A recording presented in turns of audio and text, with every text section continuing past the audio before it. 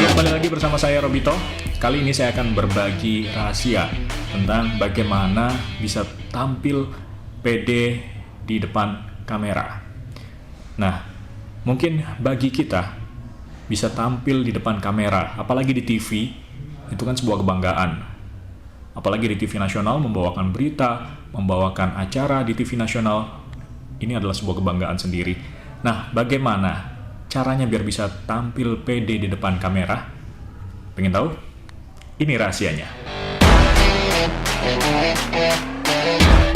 Mil, tampil di TV nasional jadi presenter itu kan pasti jadi impian ya semua orang ya.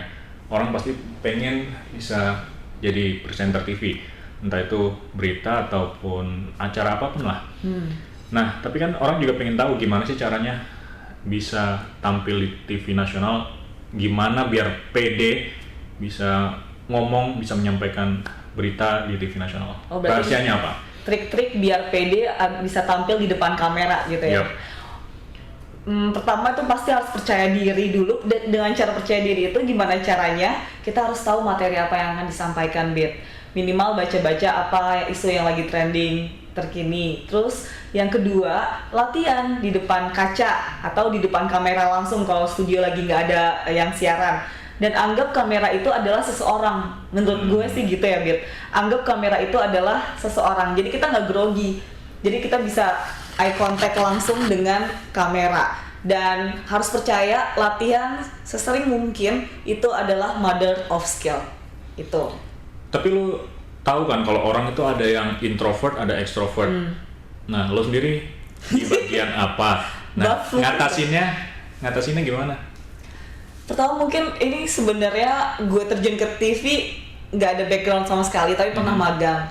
Dan akhirnya learning by doing di TVRI. Enaknya kayak gitu di TVRI, itu dikasih kesempatan untuk kita bekerja sambil belajar. Nah, dari pribadi gue sendiri, gue kurang mengetahui gue introvert atau extrovert, mungkin keduanya. Tapi dengan cara itu jam terbang dan ngobrol sama senior, ngobrol sama partner, atau kalau misalnya memang dikasih kesempatan siaran sendiri, yaitu banyak tanya-tanya pengalaman sama senior. Senior di TVRI baik-baik, jadi mau ngajarin. Oke, lo kan berarti ini udah 8 tahun ya jadi presenter berita. Pernah nggak yang paling apesnya ngapain, terus paling enaknya ngapain? Suka duka selama di TVRI, dukanya dulu ya kadang misalnya penyebutan nama pejabat salah. Dan itu sebenarnya nggak bisa menyalahkan siapa yang membuat, tapi ya sama-sama lah, guenya juga nggak mengoreksi lagi gitu, Bit. Itu kan jadi beban juga sendiri gitu kan. Terus ada kesalahan teknis yang di saat namanya on air ya udah kita harus ikutin flow-nya gitu kan, nggak bisa retake. Tapi kalau misalnya on air ya udah sebisa mungkin untuk cool. Dan kebetulan di TVRI sangat mengajarkan kita untuk tetap cool walaupun banyak kesalahan teknis gitu. Jadi biar pemirsa tuh nggak tahu kalau kita sebenarnya lagi gugup atau wah salah nih. Dan jangan kebanyakan minta maaf kalau salah. Kadang kan juga penonton nggak ngeh kalau kita salah gitu. Dan sukanya itu kerja di TVRI itu semua kayak saudara. Semuanya kayak saudara, jarang banget. Bahkan teman-teman kita masuk ber-12 ya, Bit, waktu itu ya. Udah ada yang pindah ke TV swasta, udah ada yang pindah divisi. Itu sampai sekarang saling keep contact, saling ngabarin, dan bahkan masih main ke kantor. Jadi itu dia mungkin yang nggak didapetin sama institusi-institusi lain gitu. Selama lo jadi presenter, apa yang membuat lo penghargaan tertinggi yang lo pernah rasakan, atau apa pencapaian tertinggi lo?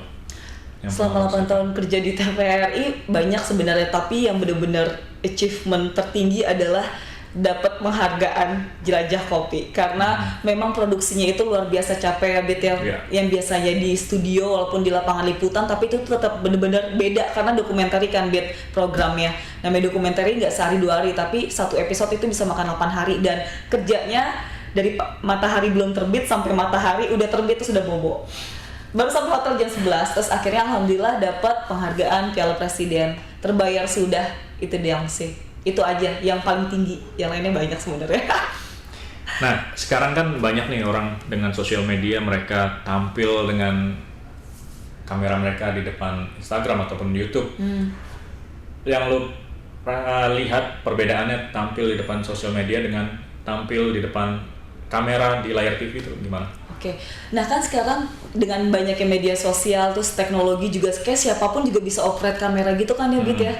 Canggih-canggih lah pokoknya anak zaman sekarang. Terus bangganya orang jadi sekarang nggak kaku ngomong di depan kamera, jadi lebih terbiasa. Even kayak misalnya gue yang biasa di kamera studio mungkin yang lebih proper gitu kan, ada campersnya, itu sekarang udah nggak terlalu gugup. Tapi kalau misalnya megang sendiri untuk nge-vlog atau bikin vlog itu beda loh. Jadi kayak, aduh kok ini nggak luwes sih, nggak kayak orang-orang. Nah makanya bangga juga sama adik-adik atau teman-teman yang udah punya vlog kayak gitu juga ya kan, bisa nge-vlog sendiri. Terus percaya diri dengan banyaknya adanya audiens di luar gitu. Keren sih, tapi mungkin ada tantangan sendiri masing-masing. Jadi ya kalian tapi itu cukup lah ya jadi modal, andaikan memang vlogger-vlogger itu pengen mungkin suatu saat pengen jadi presenter TV gitu. Bisa, asal mungkin lebih diasah lagi apa yang materi mau diangkat harus imbang kan ya Bit ya, dari sisi kiri dan kanan. Jadi nggak hanya berfokus, apalagi kan sekarang lagi trending tuh kalau misalnya di YouTube clickbait gitu kan. Nah cobalah jangan pakai itu lagi, coba mencerdaskan teman-teman YouTuber gitu dengan cara memberikan konten yang bermanfaat, bukan prank-prank. Oke, terakhir Mel, tips dan rahasia tampil pede di depan kamera. Oke, tips dan rahasia tadi percaya diri dan jangan lupa latihan, terus jangan lupa mengolah vokal yang baik dan benar, lafal vokal a, i, u, e, o nya harus benar, jadi biar penonton, audiens tuh tahu apa yang disampaikan. Dan kalau kalian ingin berbicara di depan audiens, baik itu secara on air ataupun enggak off air, harus tahu juga, harus melakukan penelitian audiensnya tuh seperti apa. Jadi biar kita ada ikatan juga sama audiens. Terus apalagi ya, jangan lupa gesture, tapi jangan terlalu banyak gesture. Karena kalau terlalu banyak gesture takutnya penonton tuh jadi ke distract sama gesture kita. Ya seadanya aja, tapi jangan gugup. Kadang kan kalau misalnya gugup juga jadinya ke kiri ke kanan, terus gini. Ya pokoknya relax mungkin. Dan apalagi yang terakhir ya, itu materi harus dikuasain. Tapi lu berapa lama sih dari awal kan? Kalau awal-awal kan pasti kan ada groginya ya waktu awal-awal jadi penyiar kan. Berapa lama lu bisa menghilangin grogi lu itu sampai akhirnya pede banget jadi yang sekarang ini? 3 tahun kali Bit. 3 tahun. 3 tahun setiap partnernya beda pasti grogi juga, karena kan harus menyesuaikan sama partner ya. Kalau partnernya asik ya mau nggak mau kita kayak nggak berasa durasi 1 jam gitu. Tapi kalau tiba-tiba nanti akan ada yang namanya berita kan nggak landai terus, tiba-tiba bisa ada breaking news, terus kita materi juga seadanya, itu yang bikin kadang grogi atau ya itulah. Terus kalau tampang sendiri apa untuk fisik menurut lo jadi modal penting apa? Ya tampil di layar kaca. Apa bisa diakalin dengan make up? Boleh, sekarang kan zaman sekarang udah ada yang namanya inovasi make up ya. Tapi kalau misalnya kalian misalnya nih beauty vlogger, ya harus modalnya make up, bukan cantik ya, modalnya make up. Tahu lah bagaimana menutupi kekurangan ya kan. Tapi kalau kalian menjadi sportcaster, kalian harus tahu diri juga dong. Badan juga harus dirawat, minimal kalian tuh sekolah olahraga, dan harus nunjukin kalau kalian juga hidup sehat gitu loh. Jadi biar ada kepercayaan dari penontonnya, oh sportcaster harus kayak gini potongannya. Terus ya harus menyesuaikan deh dengan konten yang kalian angkat gitu.